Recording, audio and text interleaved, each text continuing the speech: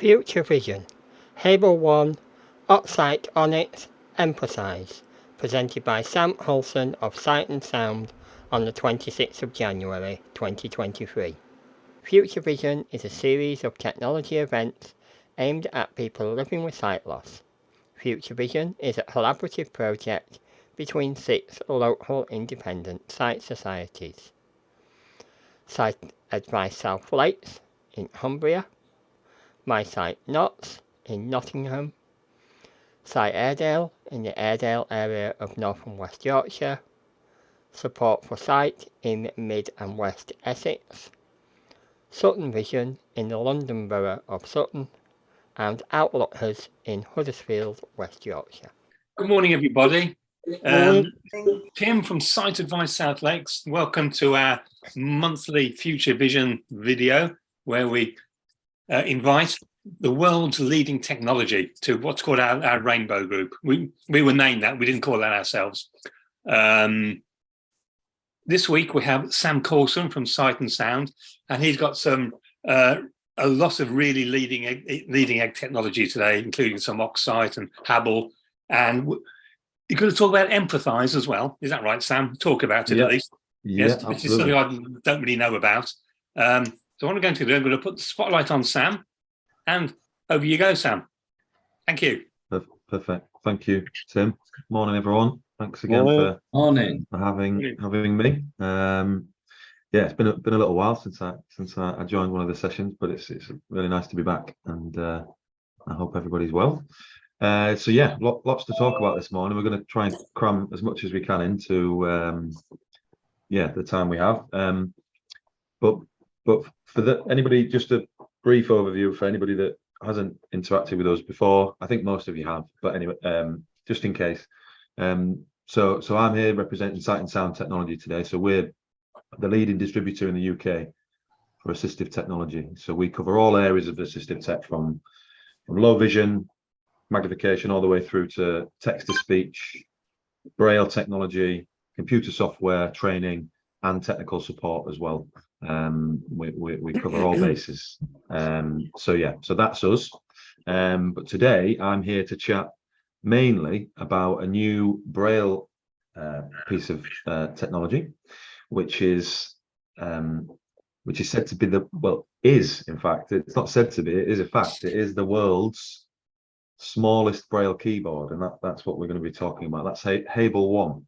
So we're going to kick off with that, and then I've got a few other little bits and bobs to talk about as well, and Empatheyes, which is a brand new device which is just about to go to market, and that's an incredibly impressive visual simulator, and it's the impact of that device is really going to be felt, I think. So let's kick off with Hable One. So as I mentioned, the world's smallest Braille keyboard, and so I'm going to do my best. Obviously, it's not always the easiest way to demonstrate these devices over Zoom, but I will do my best to offer as much of a detailed description as well as the visuals as well, for anybody that does have some usable vision or is sighted. I will give as much visual description and demonstration as I can as well. So here it is. If anybody can see this, my main camera. This is the Hable One, a tiny little pocket-sized device, which is actually probably smaller than a regular smartphone, and it's much lighter than a smartphone as well. It's made of recycled plastic, and it's tiny, and very simple in its makeup as well. So I'm going to talk through the sort of the physical makeup of the device as well. But just to give you a bit of background about the device, so the Hable One, essentially is designed to assist somebody in using either their smartphone or their tablet. So this little keyboard is paired to a smartphone or a tablet via Bluetooth. There's no wires involved, and it allows you to interact with your smartphone or your tablet. You can navigate around the tablet. You can obviously Braille any texts or emails or any text field on that device. You can use this keyboard to type with. There's no Braille display. This is purely just this is just for typing. No Braille display at all. But again, I'll talk through the layout of the Hable One in just a second. So yeah, so you can control every function of your smartphone or tablet using this little Braille keyboard. Again, it's wireless, it's ergonomic. Okay, so you can use this as you're walking, as you're talking. The idea really behind Hable One is that the user wouldn't ever have to get their smartphone, if it was a smartphone, they wouldn't have to get it out of their pocket. So if you're out and about on the bus, in the library, in the shopping centre, wherever it might be, you can use a Hable One connected to your smartphone without actually having to get your smartphone out of your pocket. Obviously, for anybody that uses a screen reader, you would need obviously the audio connected to your smartphone, either via an earbud or some headphones, in order to pick up the screen reader. So you do need to be connected to another device in order to benefit from that screen reader. There's no audio that comes from the Hable One. It's purely just an Braille input device. And also, it is said to be very easy and intuitive, easy to learn. So actually, the Hable One has got a huge following already. It's a very, very young device. It's about 6 months old, but it's got a huge following from anybody that's completely new to Braille. So anybody that's lost their sight in later life that wants to start picking up the basic Braille skills, this is a great way to learn basic uncontracted Braille. You know, and obviously it also improves your skills with interacting with VoiceOver on an Apple device or TalkBack on an Android device. It really does upskill anybody that's new to this area of technology. So it's a really great way of interacting. Good. Yeah, so a little bit of techie specs before we dig into what the device looks like. So I said it was lightweight, so it really is. It's about 90 grams. So it's as light as a feather. It does come with a lanyard as well, so you can wrap the lanyard around your wrist. You know, so if you are walking and talking, you're out and about, you've got the lanyard there for a bit of extra safety. It's got a USB-C charging port, which is obviously always very useful for anybody that's visually impaired. So it doesn't matter which way you put the cable in with USB-C. It's got a 50-hour battery life, which is brilliant. You know, it's like one of the old Nokia 3310 mobile phones. You know, it lasts forever. It's the battery life in it's brilliant. And the dimensions, just to give you another idea, I did say it's smaller than a smartphone, and it's about 100 millimeters in length, by about 46 millimeters in terms of its width, and the depth is about 8 millimeters. So it really is more than pocket sized. It's a tiny little thing. And it does support Android and iOS, as I mentioned. So anybody that isn't an Apple user, it does support Apple and Android tablets and smartphones. And it does have typing support for anybody that uses a MacBook computer as well. So you can interact with a MacBook using this device. It supports over 10 different languages as well, for anybody that does use any other language. Yeah, and as I said, it's made from sustainable recycled plastic. So we're helping the planet as well with Hable. Good. So that, in a nutshell, is a sort of a bit of background and some of the techie specs. And now I'll talk to you a bit more about what the interface looks like and how we use it. So just to give you an idea first, I'm going to swap my camera over. So for anybody that is able to pick this up, I'm just going to show you what a regular Perkins keyboard looks like. So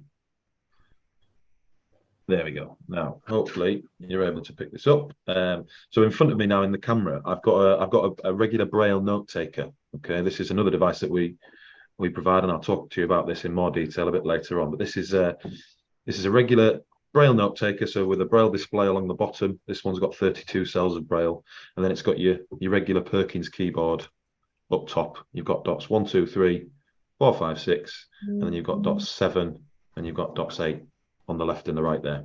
Okay. Now, what Hable One have done is they've literally turned the Perkins keyboard on its head, and they've decided to move the traditional Perkins keys from a sort of a horizontal traditional format. They've actually decided to turn them in on themselves like this. So I'm going to replace the note taker now with the Hable One. There we go. So now, instead of the Perkins keys being in this traditional format, 1, 2, 3, 4, 5, 6, they've actually, I'm going to flip it around so it's the right way, they've turned them in on themselves. So it's like this now. So that you would hold the Hable One with your left and your right hand sort of turned in on themselves, if that makes sense. I'll try and describe that a little bit better as I explain where the dots are placed. So now, dots 1, 2, 3 are still on the left-hand side, you'd use with your left hand, and dots 4, 5, and 6 are still on the right. The only difference being is that they're being turned in on themselves. So now, when you're holding the Hable One in two hands, you've got dots 1, 2, 3 here, and you've got dots 4, 5, and 6 on the right-hand side. So they're just sort of, they're almost upside down. And it probably sounds very strange, and it's quite hard to describe over Zoom, but I'll do my best as we go through. Now, the reason for that is purely a sort of a logistical thing. I mean, they wanted to try and keep this device as compact and as small and pocket-sized as possible. So instead of having the Perkins keys in a horizontal format, they've turned them in on themselves, so they're now sort of facing each other. So yeah, so the actual physical layout, you've got a flat side on the back of the device, and then on the front side, obviously, is the Braille keyboard. And the only keys that are on this keyboard are the 6 Braille dots, and then you've got a dot 7, and you've got a dot 8, which essentially, I mean, they do various things, various functions, but as with a traditional Perkins keyboard, you've got dots 7, which is delete, and you've got dot 8, which is enter, and it's the same on the Hable One. That's their main purpose, but they also do other things as well in combination with other keys. And I'm gonna connect it to my iPhone in a second, and I'm going to demonstrate this for you. Good. And on the top side of the device, the top edge, there is a slider, and this is the on and off switch. Okay, if you slide it to the right, it turns the device on. Slide it to the left, it turns it off.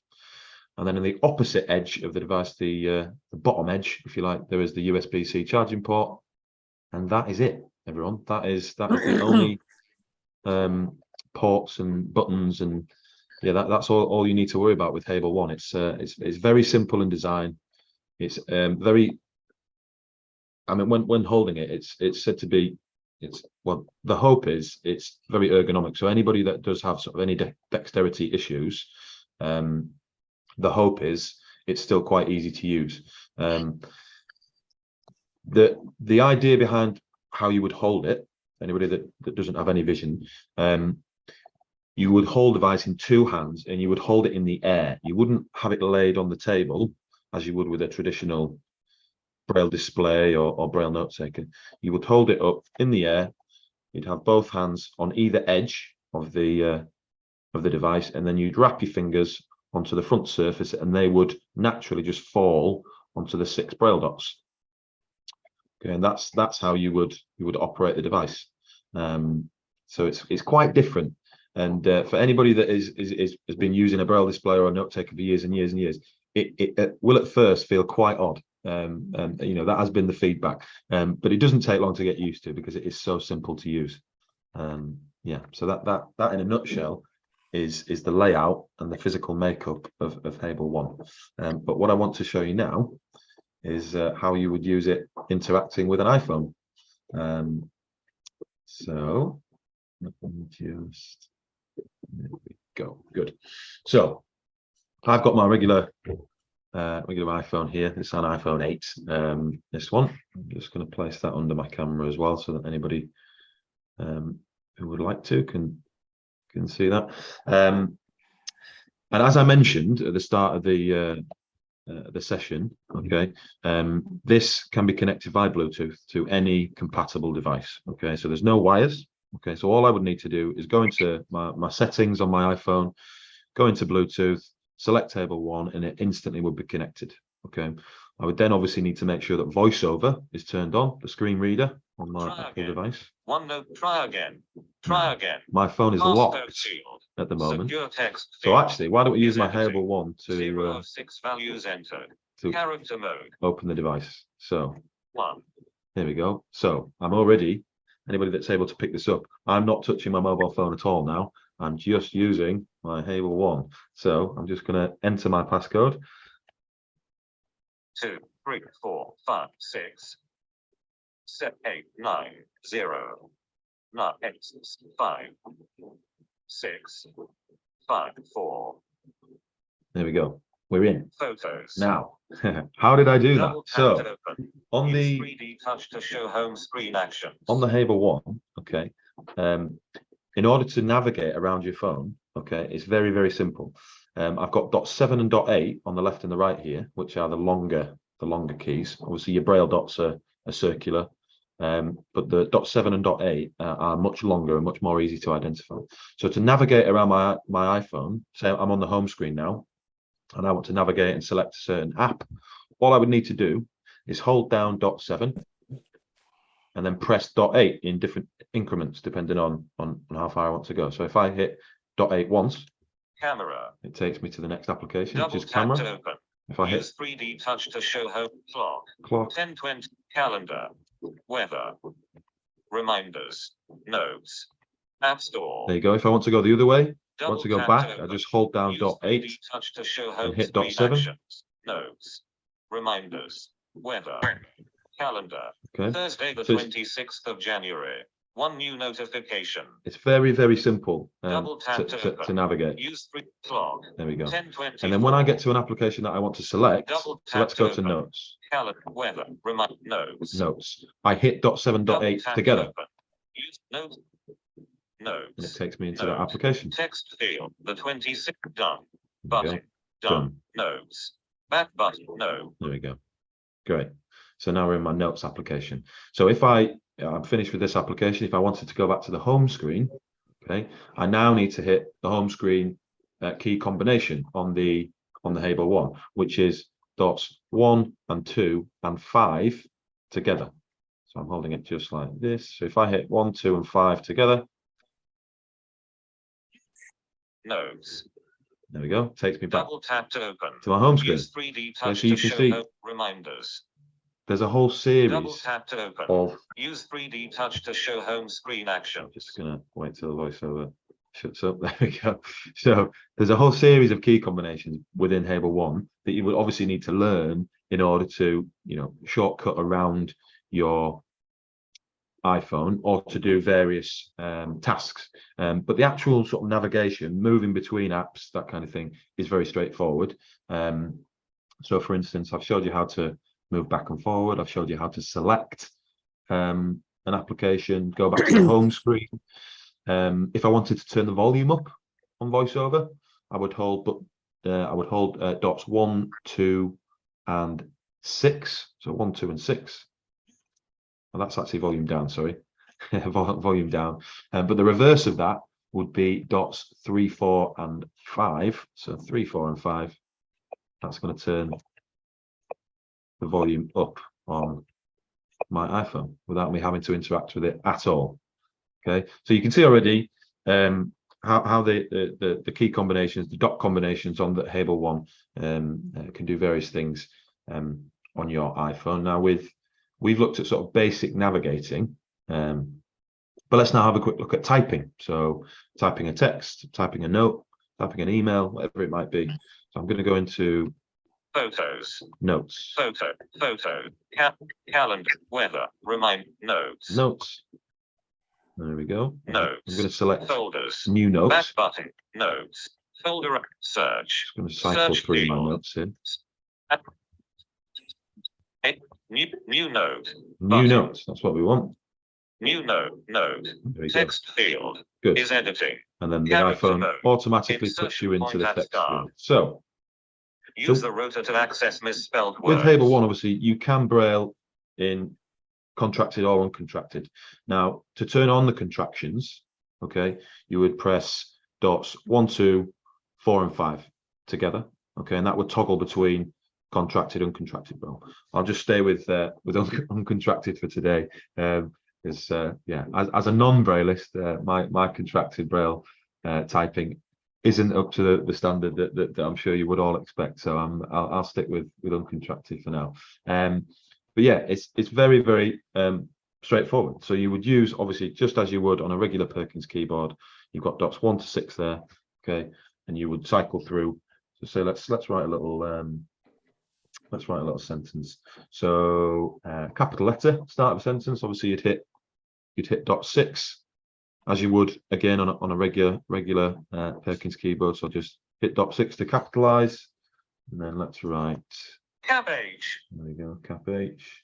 B L L O. And then for the space, I want to hit dot 8, which is on the right hand side, the long key on the right hand side. Space. Space. Hello. B B B R Y O N B. There we go. Okay. Hello, everyone. That was probably like pulling teeth for anybody that's an accomplished Brailleist. But yes, obviously, yeah, a bit slower for me. But there you go. Hello, everyone. And then if I wanted to obviously add a full stop, I'm going to hit dots 3, 5, and 6. Full stop. There we go. Everyone. Hello, everyone. And if I want to go to a new line, I'm going to hit dots 4 and 8 together. New line. New line. New line. New line. There we go. If I wanted to delete a character or go back a line, I'd hit dot 7. New line. New line. Full stop. B N. Yeah. Everyone's. So you can Menu see. item. Note. Text field. You can see how Is that works. editing. Quite simple, quite basic. Character mode. So for Insertion point and end. New line. anybody that, Every. like I said, is used to using a Perkins keyboard, obviously this won't take any time at all for you to pick up. But you can also see how simple it is for somebody that's brand new to typing Braille. It's you know, very simple, very straightforward, and the key combinations you know, are quite intuitive after a certain you know, amount of time. You can also dictate. You can hold down dot 2, and then you can obviously dictate a text message, dictate an email, whatever it might be. Numbers works in a very similar way. You need to obviously hit the number key first on your Perkins keyboard, which is dots 3, 4, 5, and 6. New line. Hold that down. A. And then a second. Everywhere. New line. 3, 4, 5, and 6. There we go. 1, 2, 3. So now I've got my numbers on my screen there. Good. I'll whiz through the text editing because we've covered a fair bit of that already. Good. You can access the voiceover rotor settings as well using a key combination on your Hable One. Okay. If you hold down dots 7, 5, and 6, that takes you into the rotor settings, and then you can navigate around the rotor settings as you would normally using gestures on your iPhone. Good. A couple of other little shortcuts. You can pause reading. So say if you were reading a text message or reading a web page or an email on your iPhone, you can hold down dot 1 to pause the voiceover reading, then hold it down again to play it. Off it goes. Good. I'll just take us back to the home screen Notes. for a second. Double tap to open. Use 3D Activated touch Siri, to show obviously, home which screen actions. you know, Dictate. BT folder. is used. 3 apps. Yeah, is used all the time, isn't it? By anybody that is using voiceover. So if I was to hold dots 1, 4, and 5. Good morning, Siri. Good morning to you too. There you go. So that's activating Notes. Siri. Double tap to for us. open. Use 3D touch to show home screen actions. Good. So I won't go into too much more detail about about the key combinations, because I think we've got a good idea of sort of how simple and how how sort of intuitive the Hable One can be. There is lots more, in terms of editing text, obviously navigation, more detailed key combinations that you can dig into. But the basics, they're very, very simple. Good. Also, in terms of battery status, now I know this gets asked quite a lot. There is no sort of LED indicator, or there's no sort of obviously there's nothing tactile in terms of what it offers, but there is haptic feedback for the battery status. So if I wanted to find out, if I go into the Hable One menu, okay, by holding down all 6 dots together, that takes me into the Hable One menu. Okay, there's no audio, so obviously this isn't going to be connected to VoiceOver or to TalkBack. This is just haptic. So I've got a vibration there which tells me that I'm in the menu. And now to ask the Hable One to tell me what the battery status is, I'll just hold down dots 3 and 6 together, and it gave me 3 vibrations then. Now 3 vibrations means it's a high battery level, 2 would be medium, 1 would be low, and no vibration obviously would mean that the battery is empty and needs recharging. Okay, so you get some haptic feedback for your battery status, which is always really useful as well. Good. Now I think, because I know I want to cover some other bits and bobs, I think I'll probably leave Hable One there for now and take any questions if anybody's got any they want to fire across, or if not, we can just crack on. Only a quick one, Tim, cited by South Lakes. I'm not quite sure if the question's any good, really. Can it link to an embosser, or does that have to go via the smart device? So say your Braille embosser. Could it it wouldn't be supported by a Braille embosser, not yet anyway. I mean, are you thinking what, so you could so you could actually rather than sort of plug in a QWERTY keyboard to an embosser kind of thing, or plug in a Braille display, you could connect this wirelessly to some of the Braille machines, rather than smart devices, they'd actually link. I was in home last week where she was actually printing upstairs, but using it's one of the Braille machines, but using that downstairs. But it was printing upstairs. I understand. There was some connection going on. Not yet. I mean, I'm sure that may be to come, but at this stage, this Hable One really is just for connecting with either a smartphone or a tablet. For now anyway. But who knows what's to come. Good. Anybody else got anything they want to ask about Hable One? Price, I know price always is always important. So it's £240 Hable One. So it's not bad. It's relatively reasonable, but yeah. So that's. Can I Roger and Kendall? I actually have one. I bought one. Oh, good. A few weeks ago, not from you actually, got it from the RNIB, but never mind. So I don't have an iPhone, I just have an iPad, and I just wondered if you used it on the iPad as well as the iPhone, and I would assume that you get a better experience on the iPhone because the menus or the structure of the screens that get displayed are more linear, whereas on an iPad you got more information to navigate around.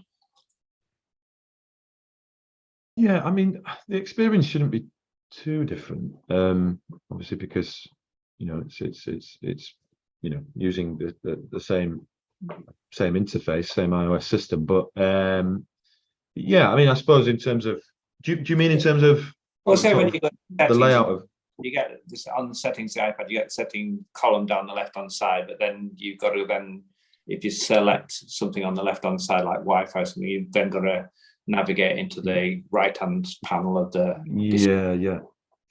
Oh, okay, so I see what you mean. Yeah, so I think that's more straightforward because you don't see the left hand again once you've selected your item.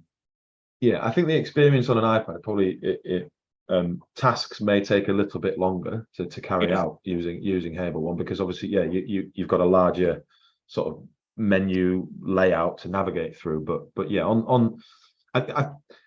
answer to your question, I think Hable One is probably works at its best when it's connected with a smartphone, because it's sort of quicker and more sort of instant. Yeah, but that's, you know, that's not to say that it, you know, it shouldn't take you sort of, you know, hours to perform a task on an iPad. It just takes a little bit longer. But yeah, but I think really yeah, like I said, it's at its best when it's used for, you know, if you're out and about, with you interacting with your iPhone, so you don't have to get it out of your pocket. You know, yeah, that's sort of when it's probably at its best. Yeah, but I also today I wanted to talk to you briefly about a new magnification device that we've recently taken on. If you've not heard about it already, it's been with us for a few months now, but this is the Oxsight Onyx. Anybody that's not already come across it, this is obviously made by Oxsight, which is a research company based in Oxford University, and they've had a few devices previously to the Onyx, but yeah, this device really is focused on anybody that has central vision loss, but that doesn't mean to say that it's exclusively for anybody in that area, but predominantly that's where the sort of device is aimed. It's a wearable headset. Okay, so you can either wear it as a pair of binoculars that you would put over your neck with the lanyard, and you'd hold it up to your eyes, obviously to look out of the window, perhaps look into the garden, look at the birds, the trees, whatever it might be, look at your flowers. Or it does come with a head strap, so you can attach it to either side of the headset, attach it to your head, and you can sit hands-free, and you can watch television, you can perform any other tasks. I have a few people that I've recently seen that have used it to paint, you know, stand at an easel and paint a picture, or I've had another lady who uses it to use her sewing machine, electric sewing machine, so she can actually focus in on the needle, so she can sew seams in a straight line. There's all sorts of uses for this device, but yeah, so it's fairly simple in its in terms of the technology. It's a magnification only, no speech. It's purely just for magnification. So how it works is there's a live camera, a live streaming camera, which is just between your eyes, right in the center, sort of the bridge of your nose, if you like, on the outside face of the headset. And that streams a live camera feed into two digital lenses which sit in front of each eye. Okay, so it's a live moving image that's being streamed into both of your eyes, and then using the tactile buttons on the top of the device, you can interact with it. You can increase magnification, you can change the brightness. There's a few different modes within the settings. There's a line mode, which actually it puts a big thick line around any objects that comes into contact with the camera. So any, you know, tables, doorways, chairs, whatever it might be, people, anything that comes into contact, it puts a big thick edge around the object, so that they're more identifiable.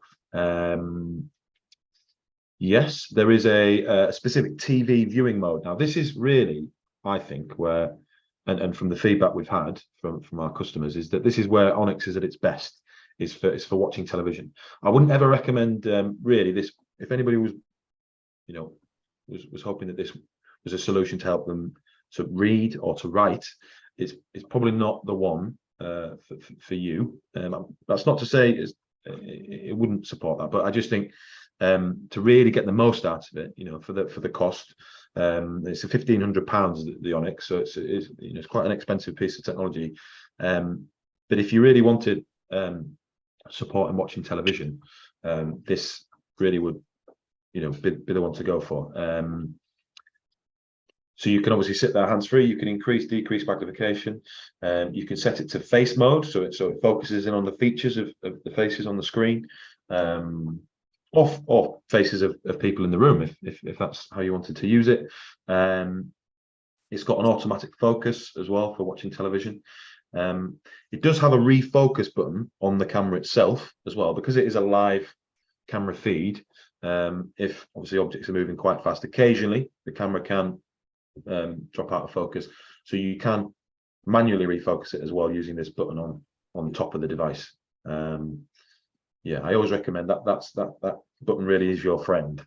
So if you are using it for magnifying at distance and then moving to something that's magnifying quite close, you will need to use that button to refocus the camera. If it's moving from distance to near magnification, it will need a bit of help refocusing. Good. USB-C charger again, so very helpful. Built-in battery life. It's not as good as the Hable One. It's certainly not 50 hours. Continuous use, you'd probably get a couple of hours out of it. Okay, so it's not the longest, but that is continuous use. That would be if you were sat watching a film, you'd more than likely, unless it was an epic film, you'd be able to watch a full film. You can use it whilst it's charging as well.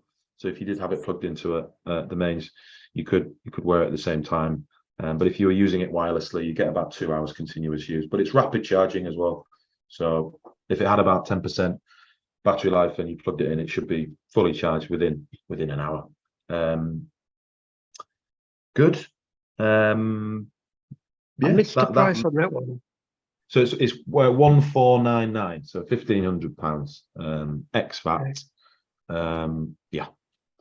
But to be honest, the wearables, for anybody that's familiar with any of the wearable, especially the low vision, the magnification devices, up until this point, they've been wildly expensive.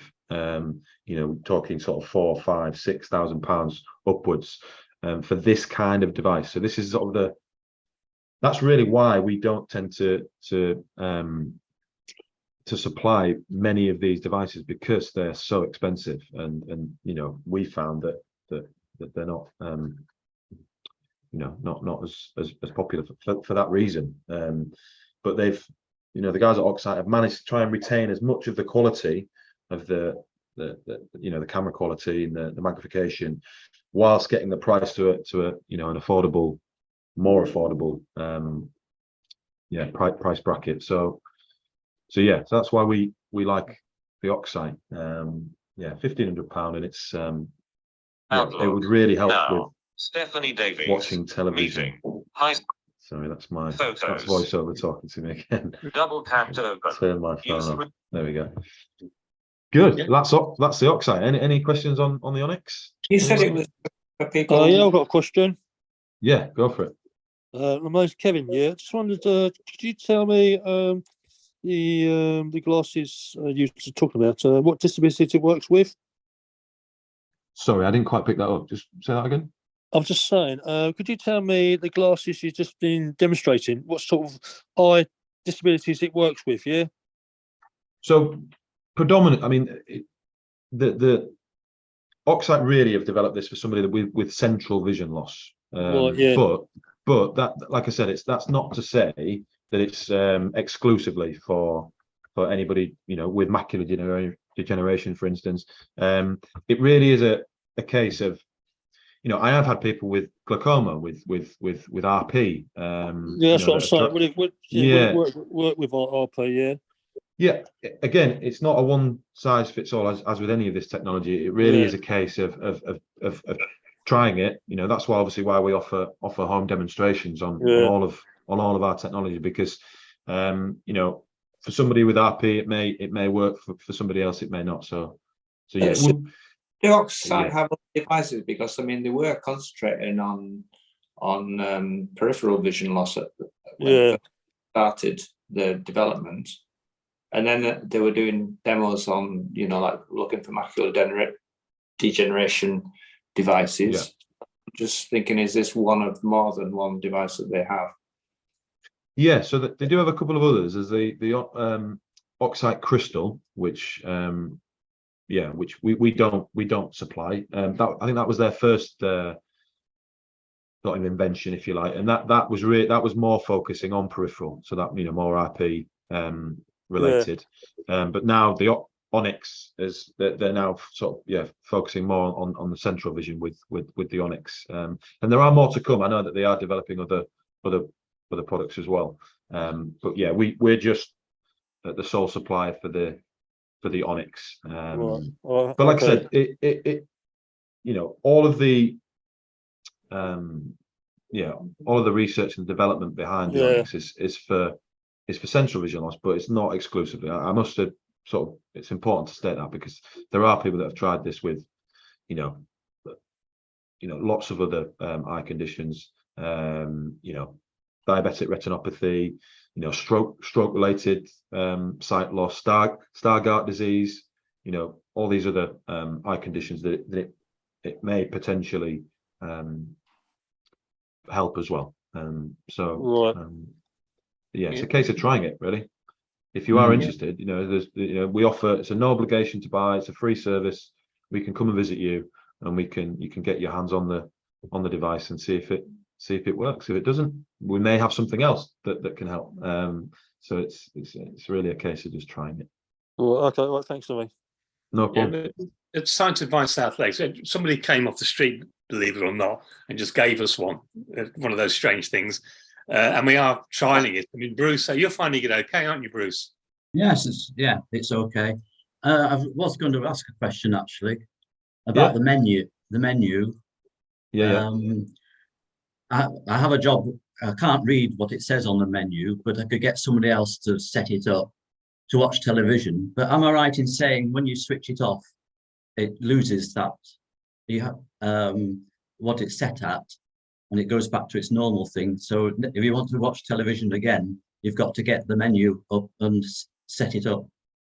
Yeah, unfortunately, there is some technology out there, isn't there, that sort of it saves your settings, doesn't it, when you turn the device off and then you turn it back on, and it's unfortunately the Onyx doesn't have the ability to do that, not yet anyway. No, that's not to say there may be a software update in the future, but at this stage, I will be very honest about the Onyx. I mean, in order to get that price down to something like what it is, they have had to compromise in certain areas.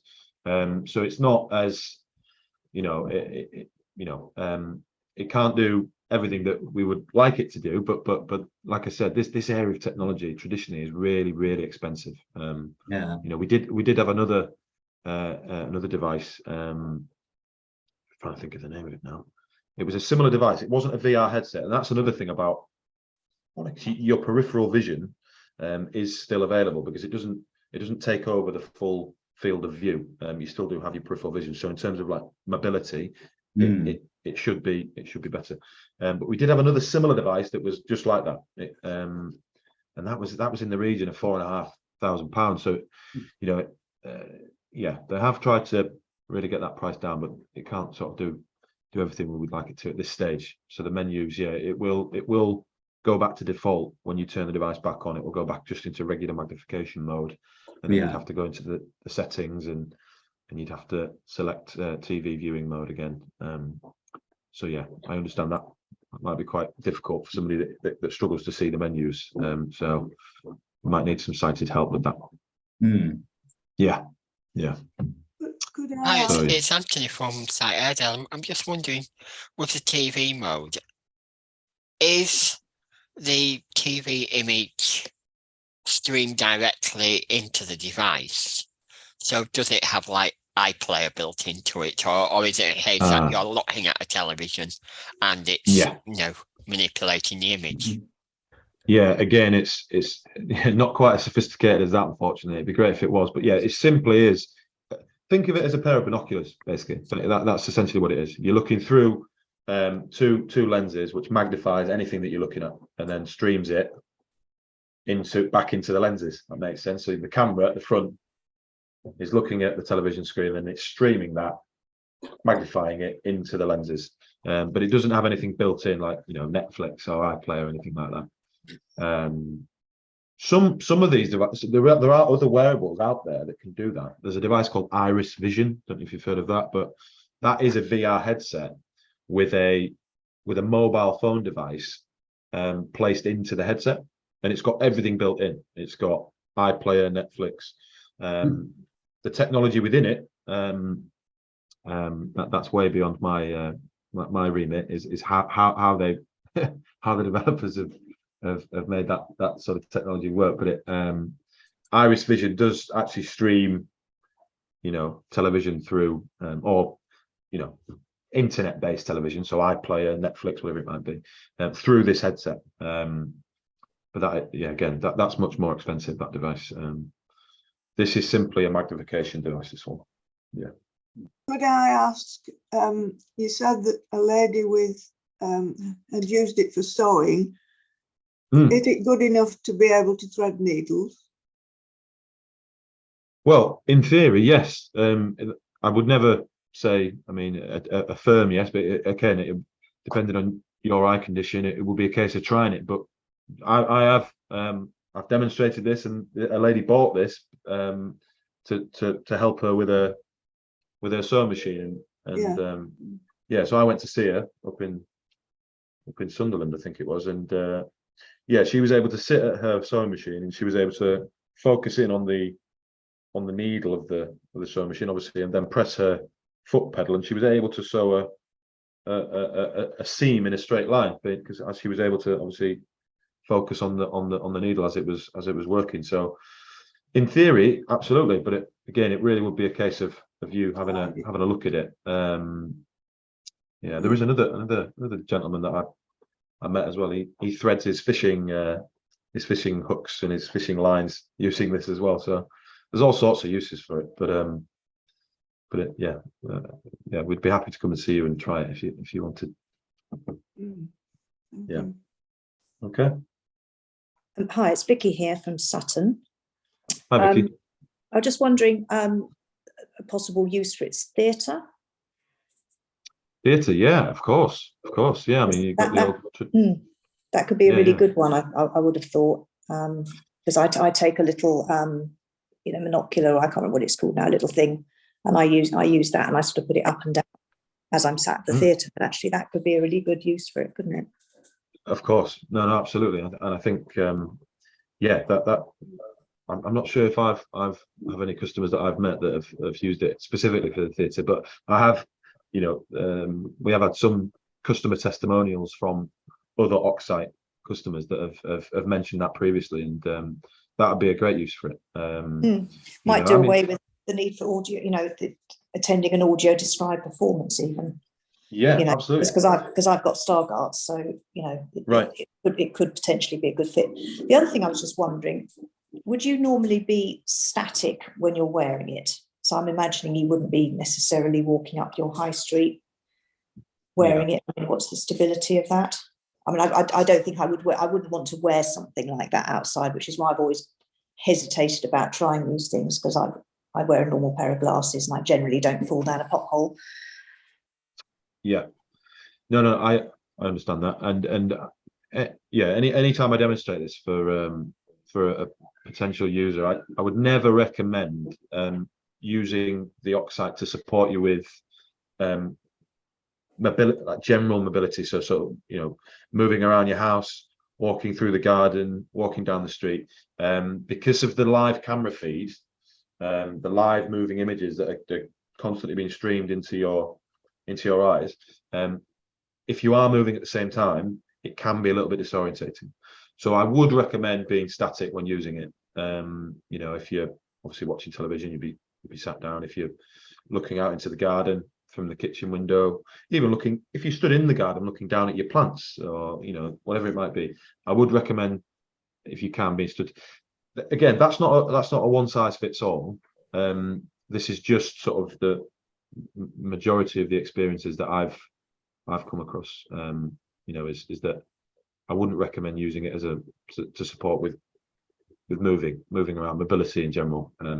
Yeah, that's what I thought, because I did see another YouTube video about it, and basically that's the beauty of having it sort of on a lanyard around your neck, so you can basically stop and then put it up, have a look at what's going on around you. So yeah, I get that, and I wouldn't be wanting to wear something like that moving around anyway. No, And just going back to the theatre point actually as well, because I understand that some people may feel sort of self-conscious wearing this in public, and that's the great thing about the lanyard as well, is that you can just sort of put it up to your eyes, for a few minutes, and then you can drop. You wouldn't, if you were sat in a theatre, you wouldn't have to necessarily wear the headset, with the head strap for the entire performance if you didn't want to.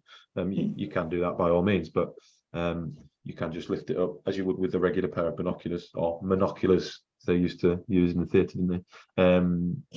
So that's a point worth making as well. No problem, thank you. Any more? Yes, Richard Finch. Can I hire one for a period of time to trial it? Well, unfortunately, hiring is tricky. We do get asked this a lot.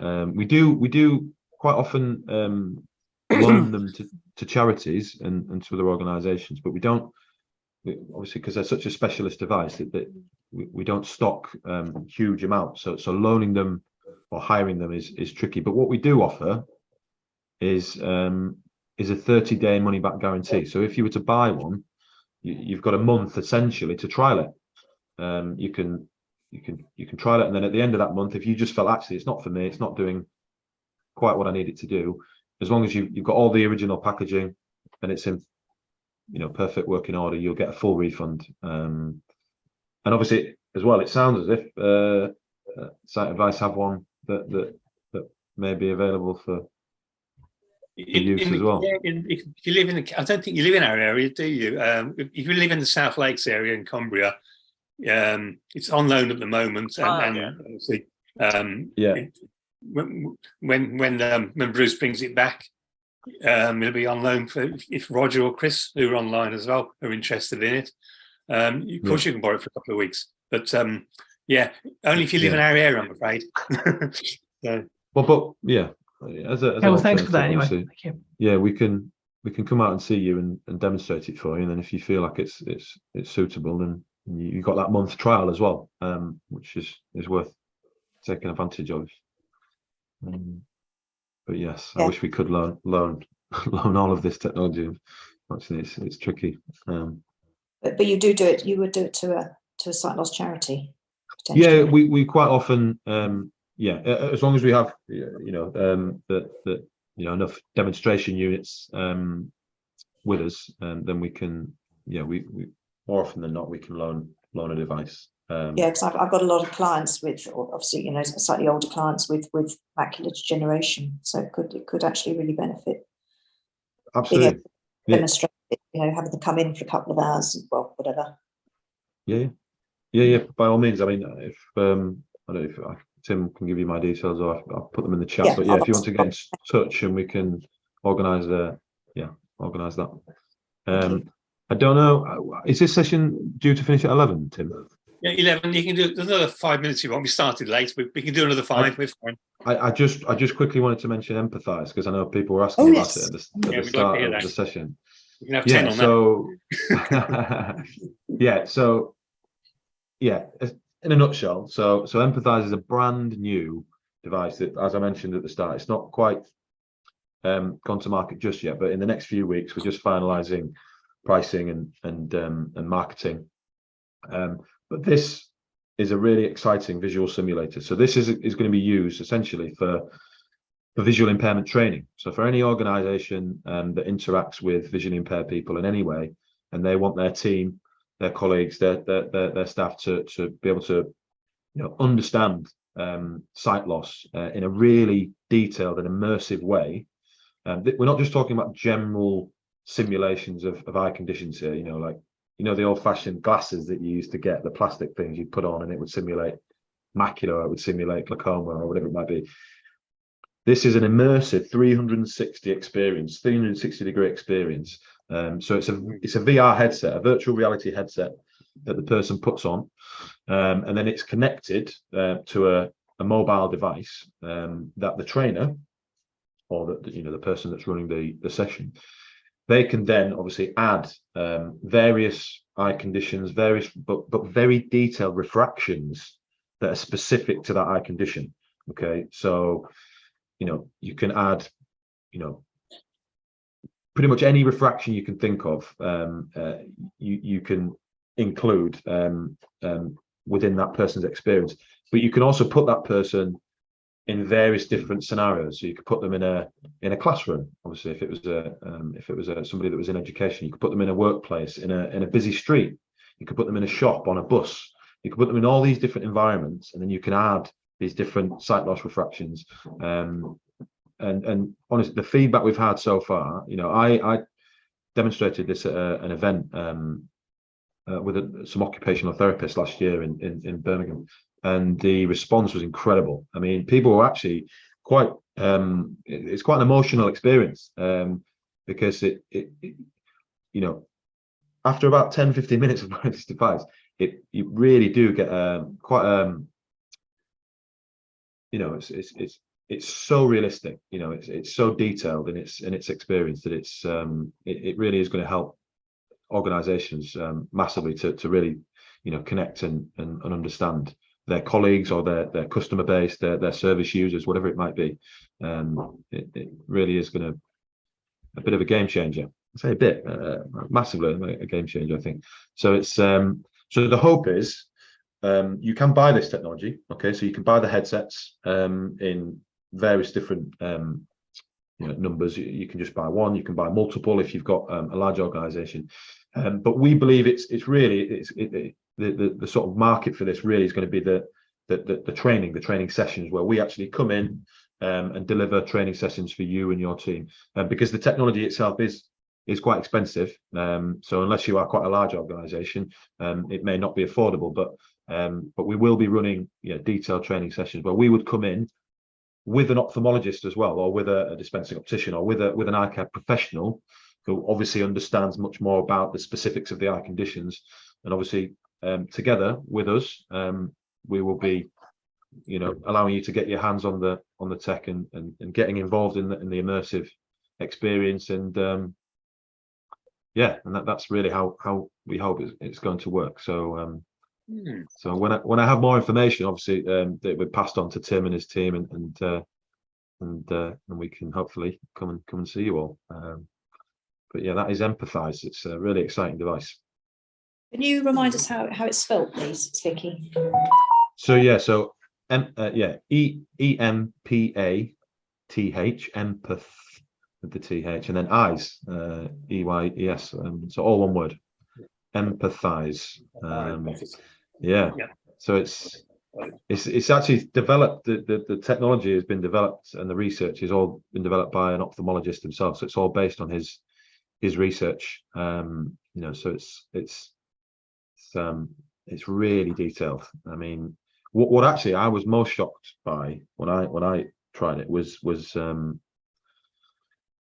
you can obviously integrate multiple conditions. So for somebody that has a dual eye condition, you can so as soon as you start adding, say, glaucoma with, say, double vision, or with anything that obviously something like where the retina is constantly shaking or moving, it really is quite shocking. I was really taken aback by it. So it is that detailed, and it's that specific.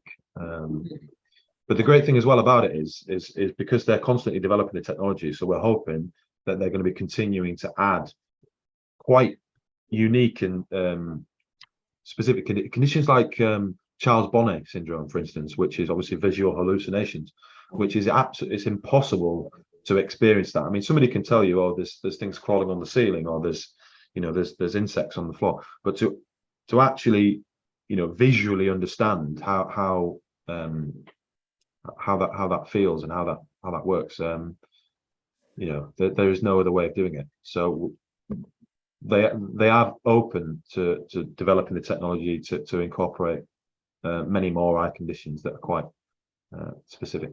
So if you have any suggestions, please pass them on. Does it use augmented reality? So if I had it on now in my office, would I be looking around my office and seeing how my office looks through a sight condition, or is it pre-prepared scenes?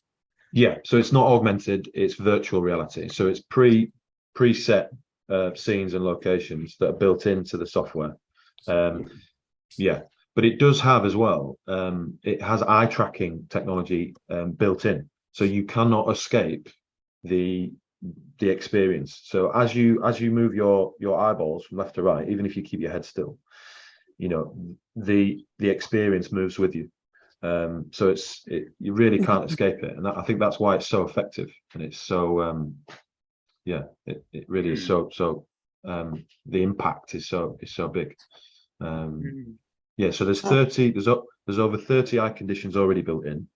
There's 12 visual functions, and hundreds of refractions that you can add for each eye condition. So it really, you can build, you can layer them. So, you know, as part of the training, you say, okay, this is what somebody with retinitis pigmentosa has, and then you can start building the various refractions and the severity of the RP. You can start building it until obviously eventually, you know, it's, you know, at its worst. So, you know, so it really, you can really understand how it's going to benefit somebody to understand somebody's sight loss journey, you know. And yeah, so it really is an amazing piece of technology. Yes, it sounds really good. I mean, we Sight Advice again. The glasses we use, those obviously. We used the simulator Norwegian one, which is now you can't get, which was Sin Simulator. That was really good. But this is a different league, isn't it? This is yeah, it's a whole different ballpark. Yeah, but it's yeah, obviously the glasses are you know, are great for giving you some level of understanding, but there is no other way to really get inside that condition, I don't believe, in other than this area of technology. And it's they're working as well with it in conjunction with a sight loss charity called Angel Eyes. I don't know if you've come across them. Yeah, but they've been developing and working with them to you know, to build the technology. And so it has obviously been, as well as been developed based on this ophthalmologist's research, it's also been developed working alongside people with the conditions as well. So it's so it is as accurate as possible. Yeah. Okay. Thank you for that. So I'll chat to you if you want, offline as well, if you want. Okay. Definitely. Yeah. And as I said, as soon as we get the sort of all the promotional material, I'll be sending it out, and we can start talking about coming to see you. And yeah. Good. Okay, folks, we're 11 minutes past 11. Well, 12 minutes past 11 now. So yeah. I think we've done our hour. Well, thank you, Sam. No, that was excellent. Live Well and Future Vision. We hope you enjoyed this presentation. The Live Well events take place on the second Thursday of each month at 10 AM. Future Vision sessions take place on the fourth Thursday of each month at 10 AM and are technology events aimed at people living with sight loss. To attend the next session or to suggest future topics, please contact your local Sight Society, who will be able to provide you with the Zoom link.